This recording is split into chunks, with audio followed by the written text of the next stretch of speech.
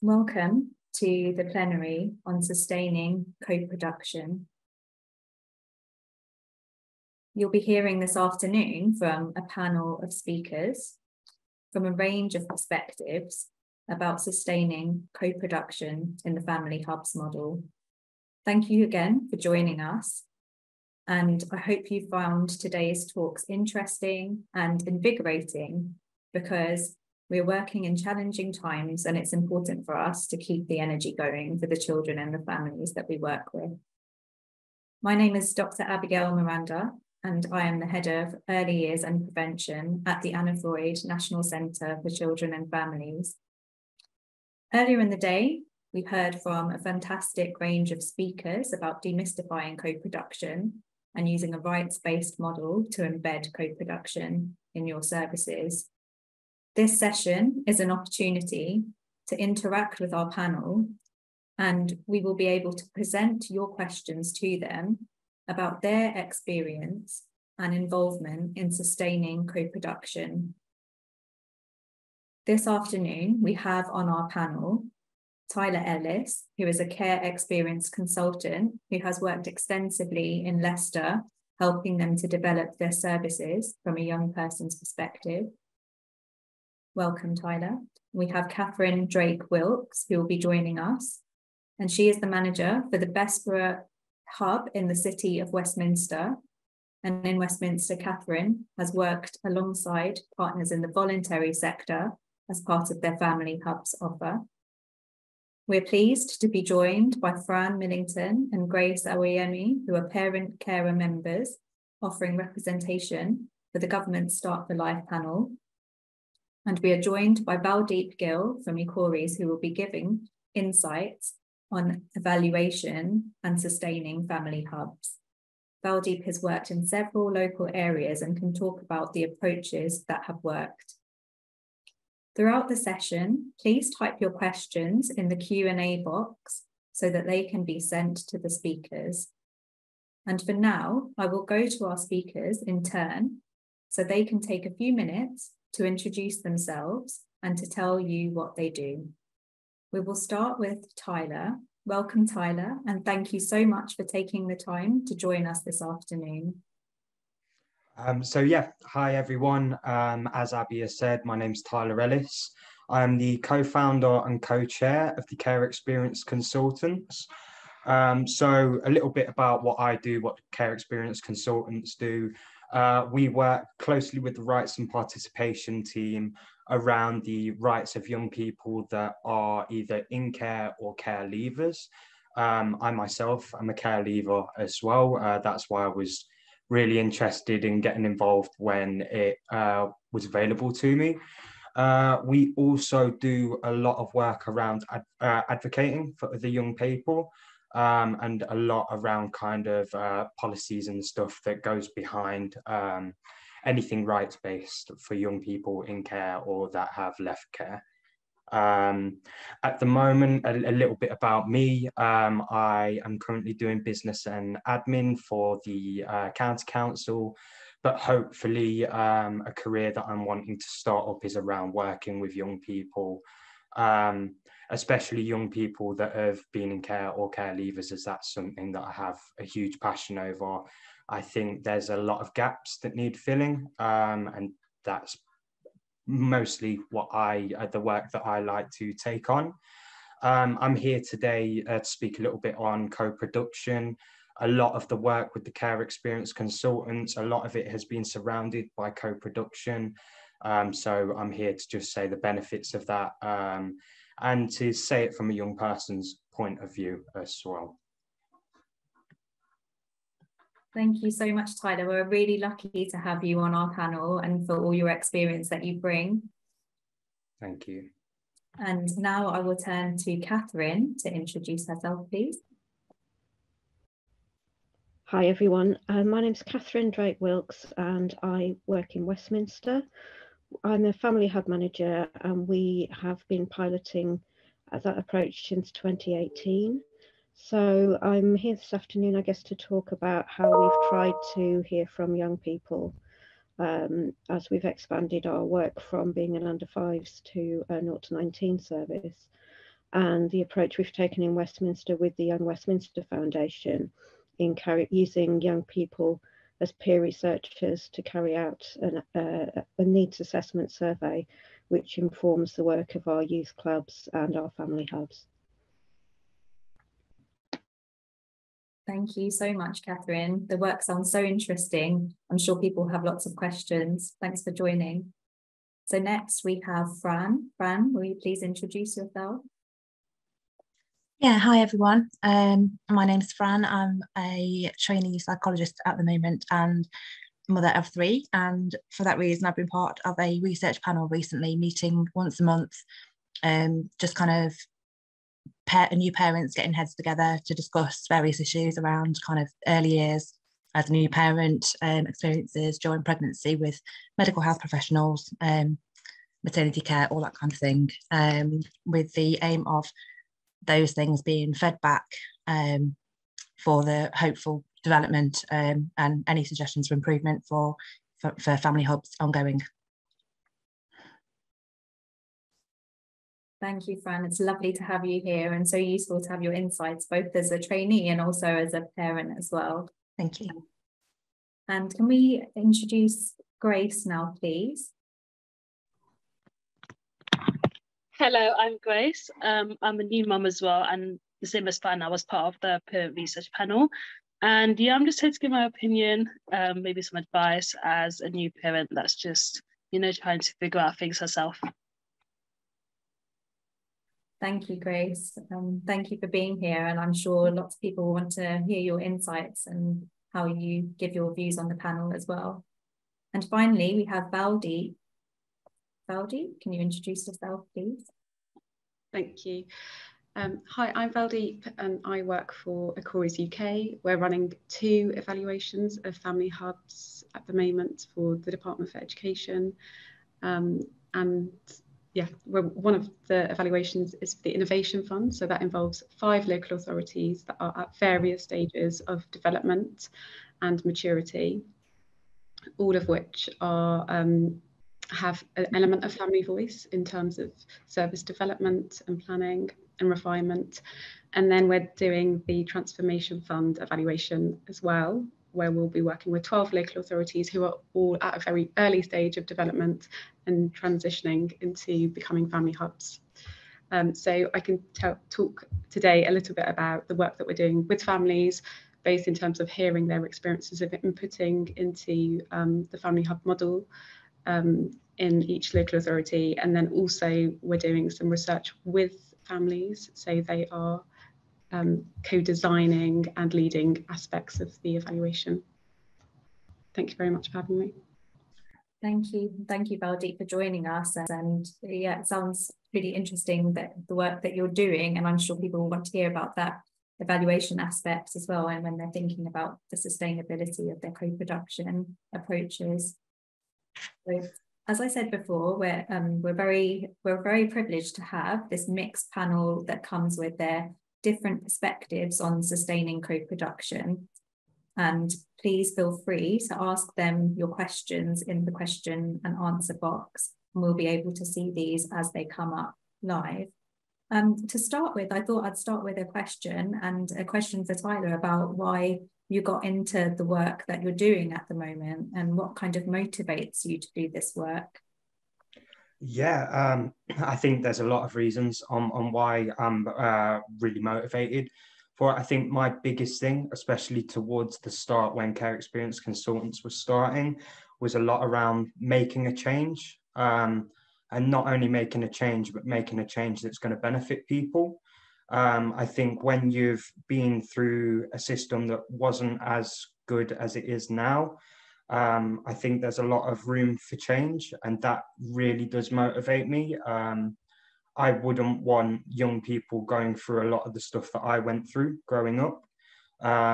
So that really, really motivates me. And also to kind of reach out a bit more, talk to more people, find out a bit more. I think that motivates me, speaking to other young people and finding out their opinions and views on things stands really, really strong with me. Thank you, Tyler. So a real strong theme about wanting to make the experiences better for others, and also some like enjoyment with connecting and speaking to other young people as well. Thanks, Tyler. I was wondering that same question actually for Grace and Fran, whether you'd like to come in on that as well.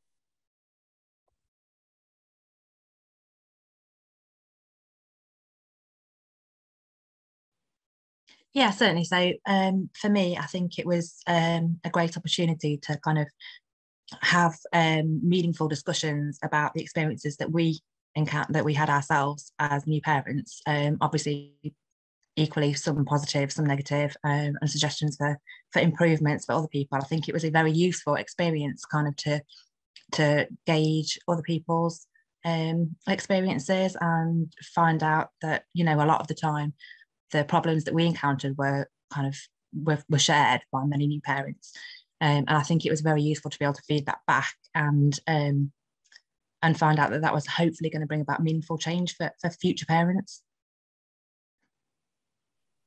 Yeah, I think for me as well, especially being a young mum and still trying to figure everything out, I thought it was a nice way to kind of realize that we're all in the same position, no matter who we are, where we're from, what kind of age we are. And it's kind of nice to be in a space where we can openly discuss things like that.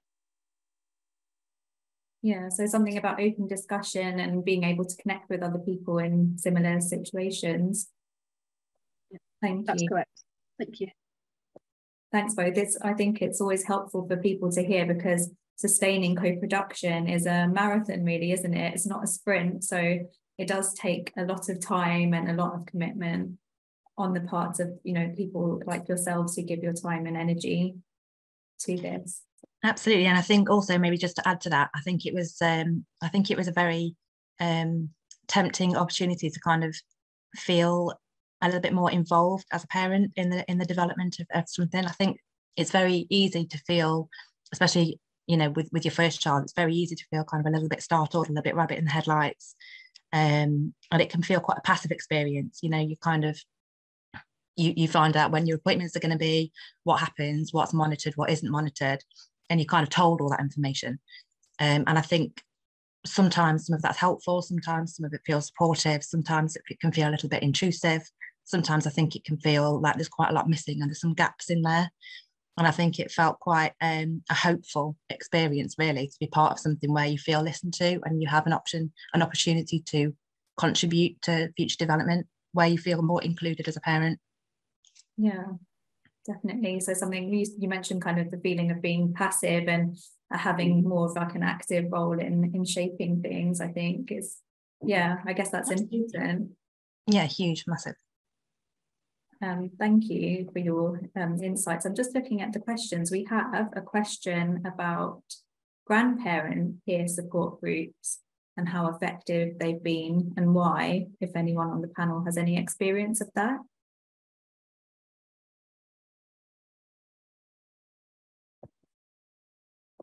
I wonder if this would be a time to kind of ask about the kind of the sustaining co-production in different local authorities. And also I'm thinking about, but that's just gone.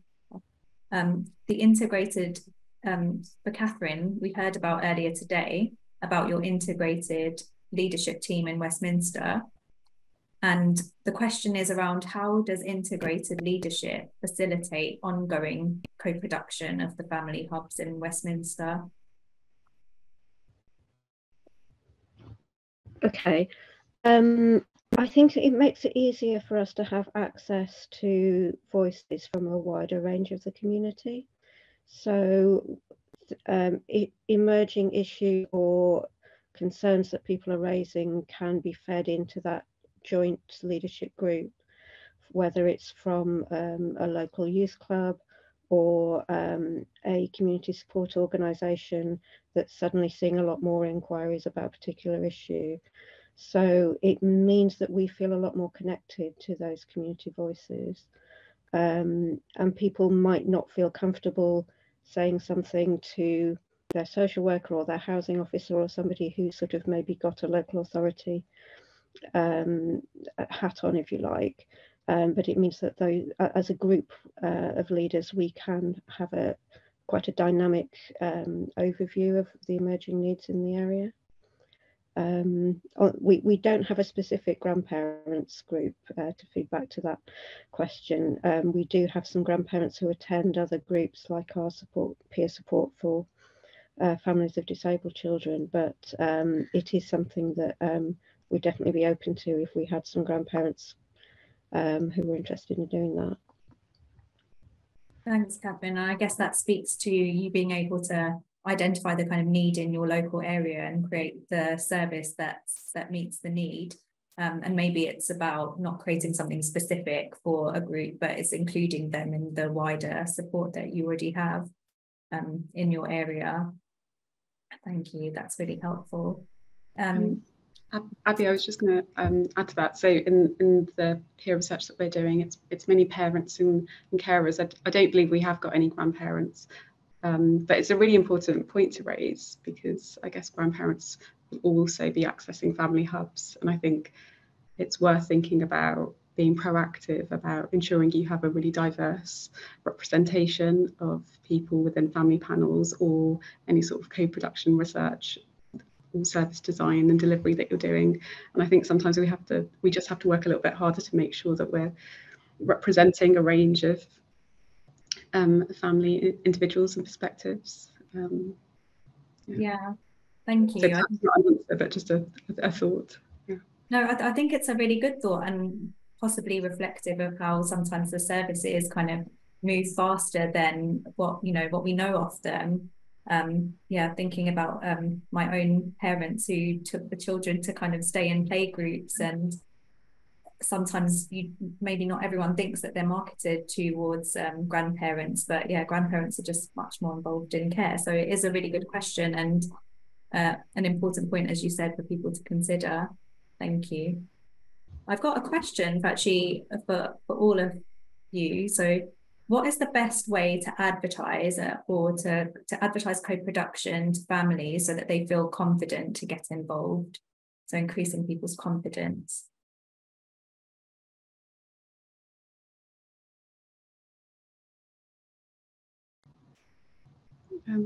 I can kick us off, but Tyler, I don't know if you want to go first.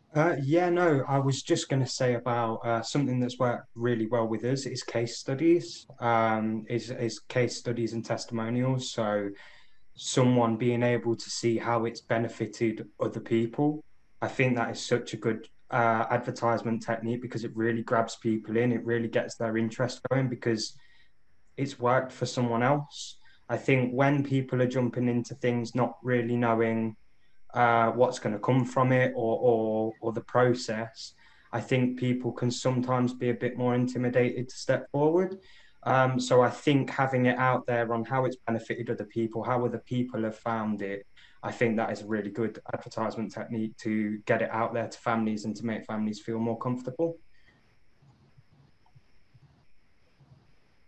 And we've found similar actually when we've been recruiting people to take part in the peer research element of the evaluation. So our initial approach to recruiting parents and carers was via family workers, to get the message out there, to approach people that they thought would want to be involved. But then building on that, we've asked family members to who signed up to it to share it with their networks. So word of mouth has been really helpful as well, because you don't want to just rely on sort of professionals signposting families. Like, you want to help families to signpost each other onto the groups as well, which has been really helpful.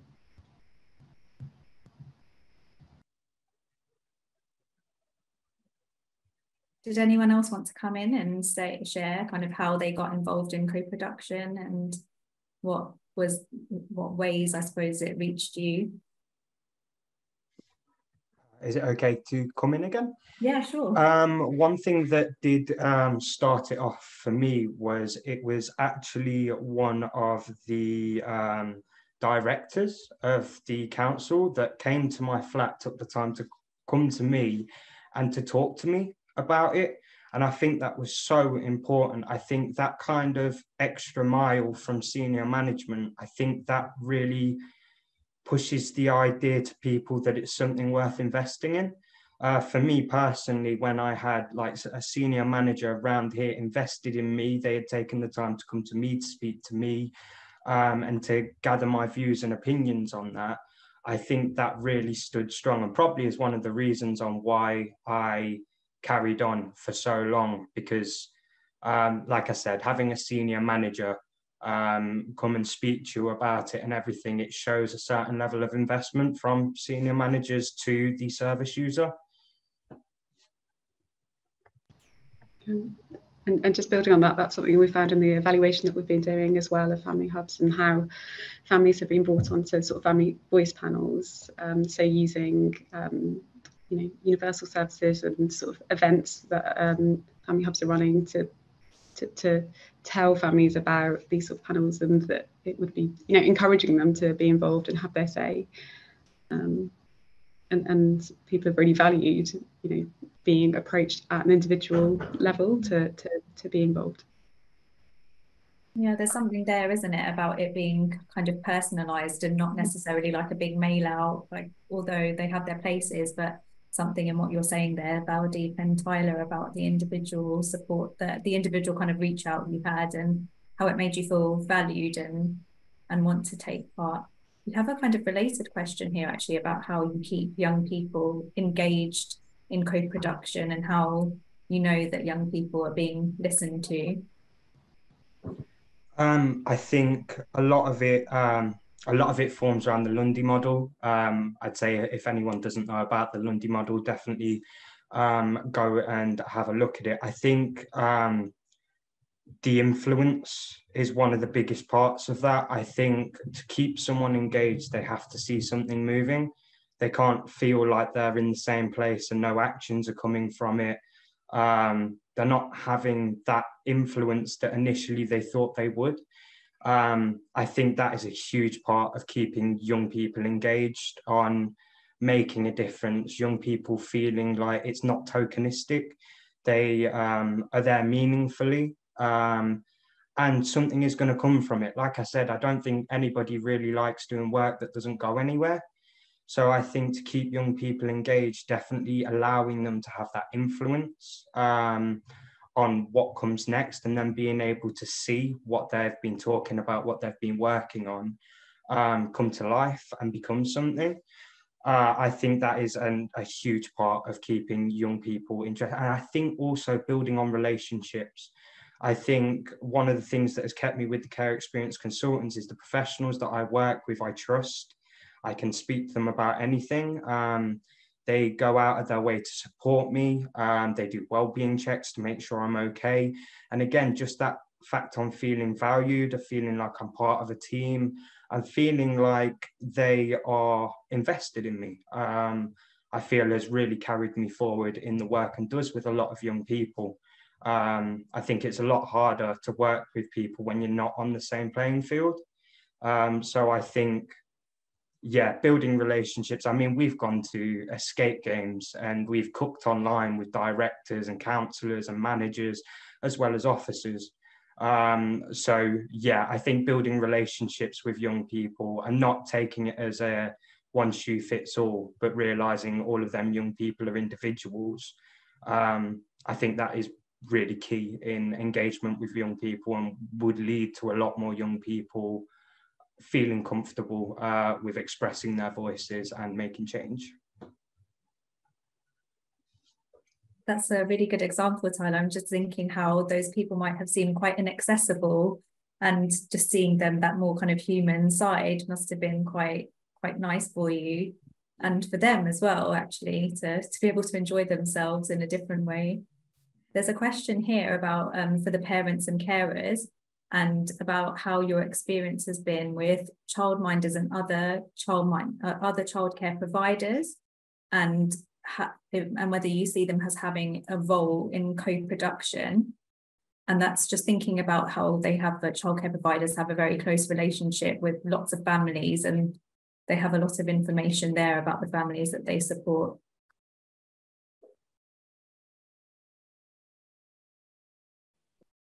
I think if I was to kind of maybe chip in on that one a little bit, I would say that that's probably a very valuable resource, I think.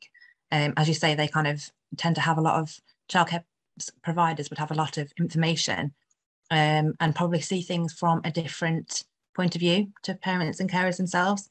They can probably take a slightly more objective stance on things, and I think sometimes that's quite a useful standpoint to be able to offer information from. Whether it, that is kind of just the option there would, I suppose, just be to kind of add additional information, I suppose, whether there's confidentiality issues there, whether you could get conflicting information might be a concern, but I think it's basically useful to gain and gather as much information as possible. So that can only be a positive thing. Thanks, Fran. Yeah, definitely having that kind of perspective that's a bit removed, I suppose, and a bit less kind of emotionally involved. Does anyone else on the panel have experience of working with childcare providers? And I suppose childcare providers almost advocating for the families they work with in the co-production.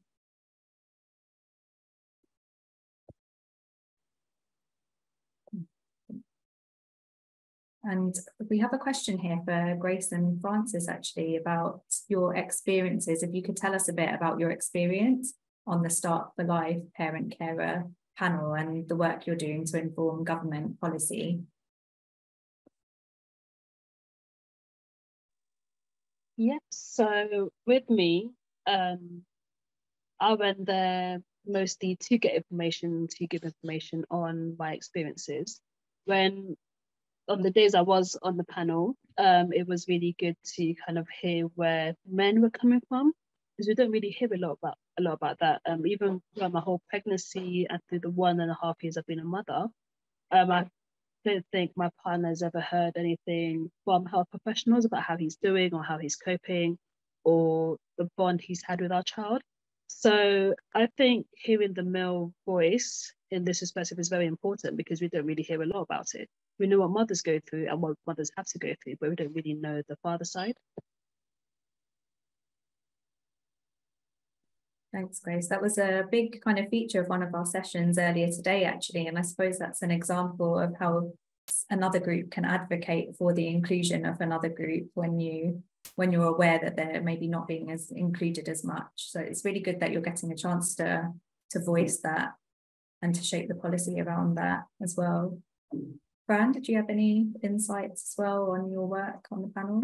Yeah, definitely. I mean, I think it was, from my point of view, it was definitely a positive experience. It was actually very interesting in the final session when we kind of all had a discussion about our involvement in the panel. And actually, one of the questions that we were asked was, did we feel that meeting monthly as we did was kind of adequate? And we actually all said that we would have preferred to have had more sessions. And I think one of the main reasons for that comes back to something Tyler said, in that I think as parents, we felt listened to, we felt heard. There was a lot of feedback, which kind of, as Tyler mentioned, it kind of reassured us that things were being acted upon. It wasn't just kind of a case of, this is, we're hearing your views, it's written on paper kind of thing, and that's the last that anyone will hear of it or do with it. We were very much told that these things were being acted on. So, for example, we mentioned digitising the Red Book. We had a lot of discussion around that and how going forward that was, in the digital age kind of thing, that was going to be very useful for keeping lots of people all informed about the same information. Access to the information would be a lot easier, that kind of thing. We discussed things like how we thought that a lot more should be monitored. So not just kind of the child's physical health, but any issues surrounding that kind of learning difficulties, that kind of thing. Mental health support for mothers, fathers, extended family, how things like that, people that are kind of main carers, should also possibly be monitored and included in things like that. So we mentioned things like monitoring mood and well-being going forward of kind of the whole family, siblings included as well. And we were informed that all of that was being taken to kind of government, and they were all going to be included going forward in the Red Book, and featured as kind of much more in family hubs as discussions.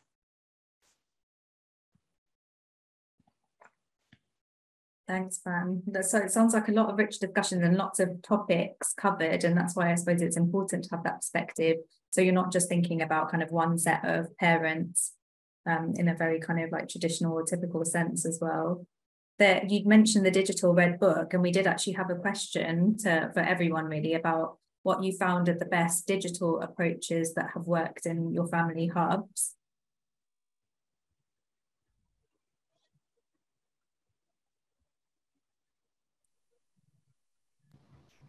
I can come forward, maybe not from a family hubs side of things, but one thing that we're realizing in our work for engagement with young people is to be open-minded to all the ways of communicating. I mean, like I said before, not one shoe fits all. There are going to be some young people that prefer to meet face-to-face. There are going to be some young people that are comfortable with Teams. There are going to be some young people that are more comfortable with WhatsApp or messaging. I just think it's important to realize that people work in different ways. And I think because of that, it's always open to kind of conversation on how someone would prefer to be reached. Like I said, a lot of people may find it a bit nervous coming onto a camera rather than face-to-face and vice versa. So just always being open with it, always asking that question on how would you best like me to communicate with you. If we're talking about online solely, we've definitely found Microsoft Teams to work quite well. But again, like I said, I think it's just being open to all the possibilities. And if I can comment, actually for our first meeting with family and carer peer researchers, we made sure that was face-to-face. And I guess that worked partly because we were bringing families together from a locality. But I mean, you just have to think through like the implications in terms of costs and time for them.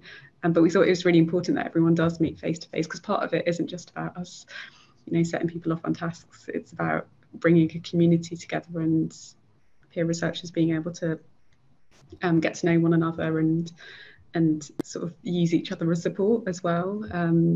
And then our next meeting will probably be online.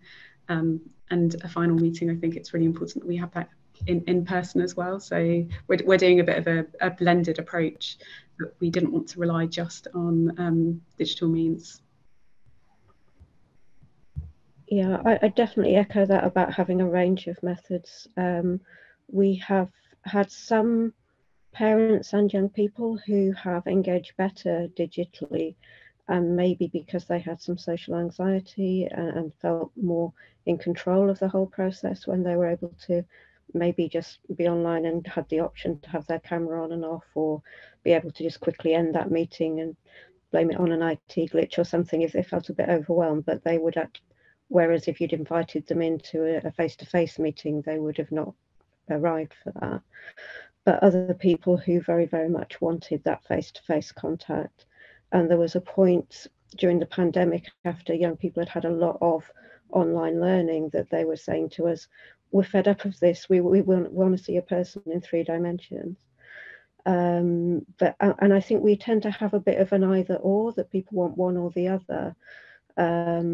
Whereas some people are really comfortable doing a WhatsApp video call or leaving a voice note, but trying to negotiate Teams on a little mobile phone and all of that was just too much of a barrier. So I think you do have to think about it quite carefully and offer a range of ways to connect.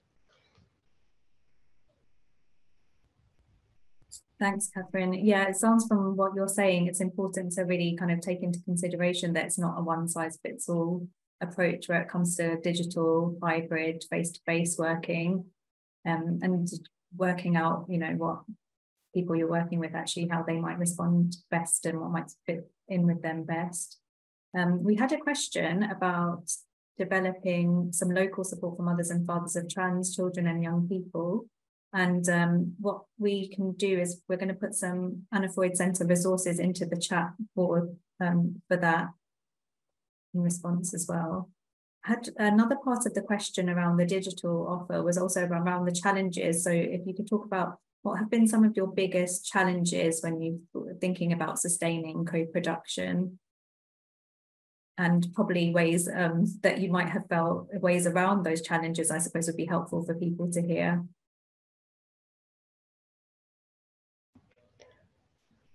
I don't know if it's around the technology particularly, but I think one of the challenges is that young people are too nice, and they will sort of try and work out what response you're sort of hoping for, and try and tell you that, and because they want to please you and make you happy, whereas you're actually hoping that they point out the things that we could be doing better.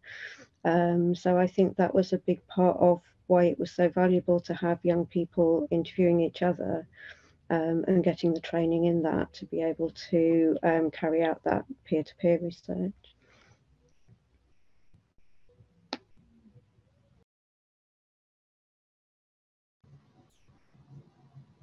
Abby, was it challenges specifically around digital or just general challenges? General. So I think if you're thinking about sustaining co-production, one of the challenges is that, you know, the realities of life is that sometimes people might be able to be involved and other times they might need to dip out a little bit. And I think it's really worth thinking about at what point you're going to onboard more families or young people to replenish the panel, and to make sure that you know, that you're rerunning training, you're offering support, and that you're not relying on a small group of people, because, you know, the reality is that there might be times that they might have to dip in and out. So I think it's worth thinking about that early on, and if you can just replenish a few people as you're going, rather than having to start with a new panel afresh, that potentially could be just something to look forward to, you know, just to plan into the approach. So did anyone else want to come in on that question about the challenges and co-production and ways around it? I think one that we may have faced, one challenge was around, so with our work, we've had a lot of people that have really wanted to embrace the work, but I think there's a gap in people's knowledge around meaningful co-production. And I think when that becomes an issue, it can then, for us, it became an issue. We were trying to get resources out and stuff like that, and it just wouldn't happen because we weren't getting a lot of engagement from the team that we were trying to work with.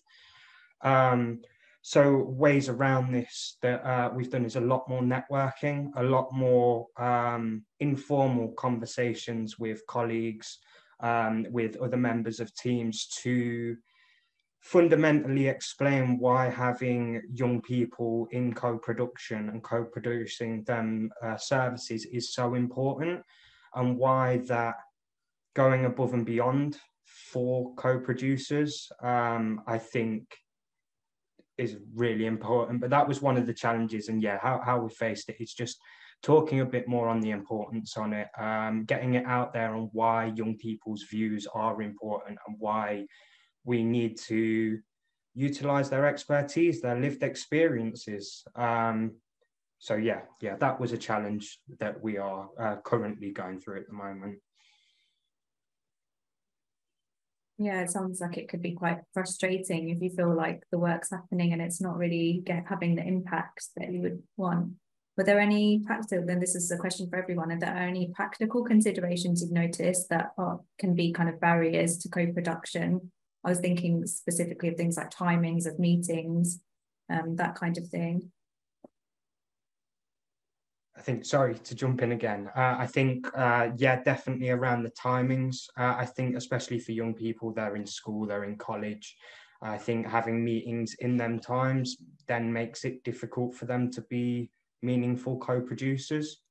I also think there has been, for young people, around the financial side. So, for example, transport to meetings, getting people to and from meetings, and making sure that their time is reimbursed. People's time, energy, and effort really does mean a lot. And I think understanding that and making sure they feel like they've benefited from it themselves is important.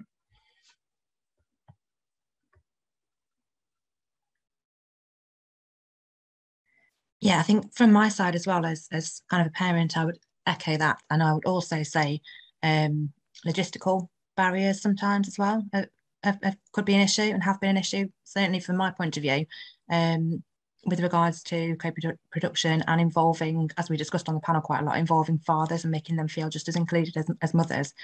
In my own circumstances, my partner's in the army and has been deployed overseas, which has affected quite a lot of our kind of in the first few months after we had a child and that kind of thing. So for him, again, it would speak to the benefits of having digital access to family hubs and midwives, that kind of thing as well. If he'd have had the opportunity to have spoken via Zoom, for example, with midwives and that kind of thing, that would have been a huge advantage and a huge benefit of kind of having him included just as much, whereas that just wasn't an option. So he was very excluded from our point of view. Thanks, Fran. I think that's a really practical example of how, you know, broadening the ways in which you engage with people can be a barrier, and I suppose it can prevent the sustaining of co-production, but just involvement in general. We've had a question around, and we probably have time for one or two more questions, but a question around specific cultural requirements for organisations that support co-production. So thinking about your experiences about embedding, I suppose, cultural humility in co-production in your organisations. So yeah, taking into account different cultures and approaches and people's kind of protected characteristics when you're embedding co-production. I can talk about this one a little bit if just to kick us off.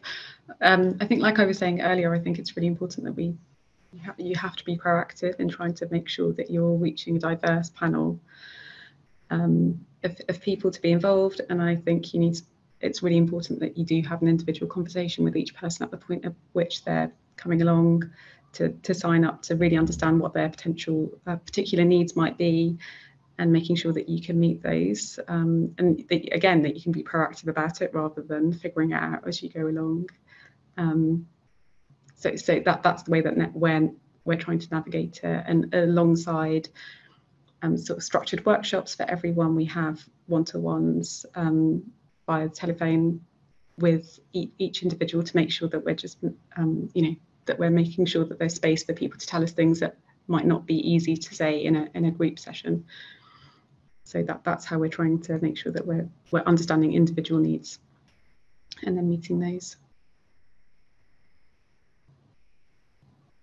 Yeah, I agree. I think it's a thing where you have to be inclusive of everybody and be open to everybody's opinions and everybody's what everyone has been through, because it's not a one-size-fits-all situation. Something that might work for one people may be different to another person. So I think, yeah, just being open-minded and trying to include everybody's experiences is very important.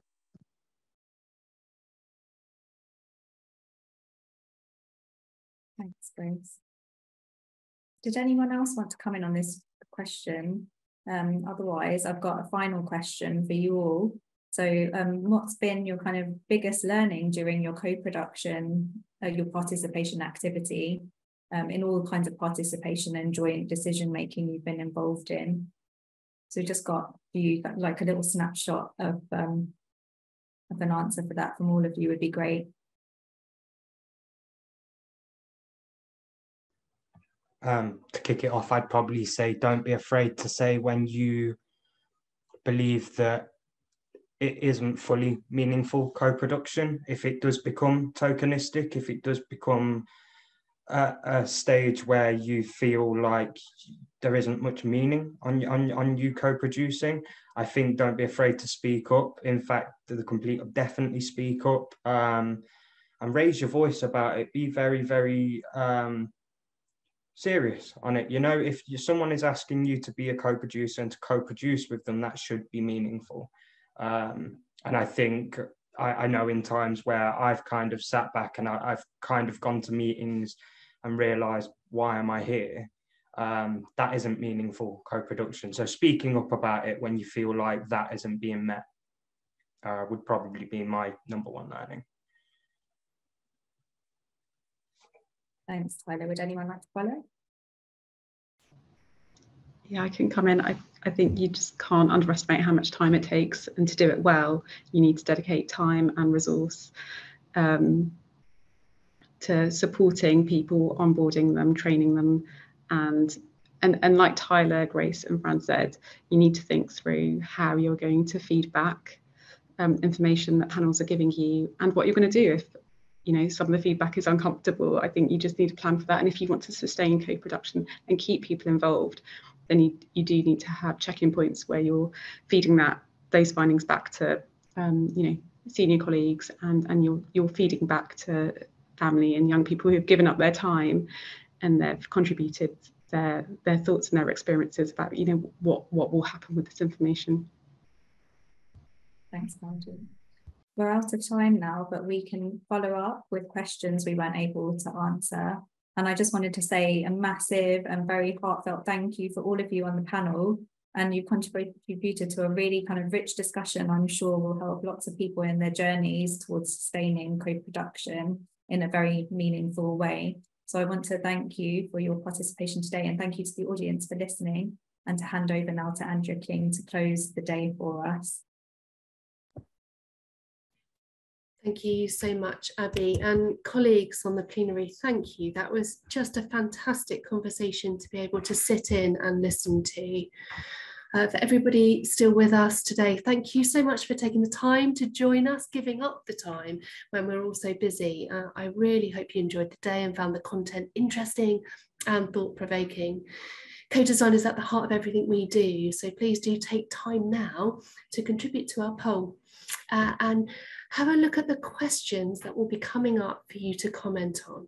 We'd really love to understand what the 3 areas that you would like to prioritise in our next phase of Family Hub development would include. That would be fantastic.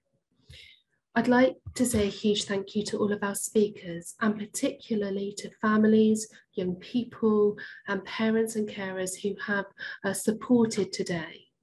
You'll appreciate also that a conference of this size requires quite a lot of organisation. So a special thank you to the Anna Freud Conference and Events team who've been behind the scenes trying to work through all the technology for us today. Thank you so much. And to the National Centre for Family Hubs, to the team for all of their hard work. It's been a great deal of hard work getting this together today. A couple of very brief points before we close. Please do click on the links that will come up in the chat to sign up to the next learning events that we've already got planned. So on the 21st of September, we have a webinar to provide further information on the additional support from the Early Intervention Foundation for Family Hubs and for Start for Life funded areas. So that's the 21st of September. On the 18th of October, we've got a webinar in place to talk about strategies for implementing family hubs, and we'll be learning from the National Literacy Trust's place-based work to support early language development in particular. On the 2nd of November, there's a webinar with colleagues at Sheffield Hallam University and our evaluation partner, Icarus, to think about the learning to date from the Family Hub Innovation Fund. We're also running a learning event from our Early Years in Mind network on collaboration and the early years, which will explore the benefits and the challenges of integrated working. And that's on the 13th of October. So both the 13th of October and the 18th of October in your diaries. You can book your free place on these learning events via our website. I'd like to thank you again for spending the time that you have with us today. Please don't hesitate to contact us at the National Centre for anything you'd like to suggest or for any further support that you might need. And we wish you well for the rest of the afternoon and this evening. Thank you, everyone.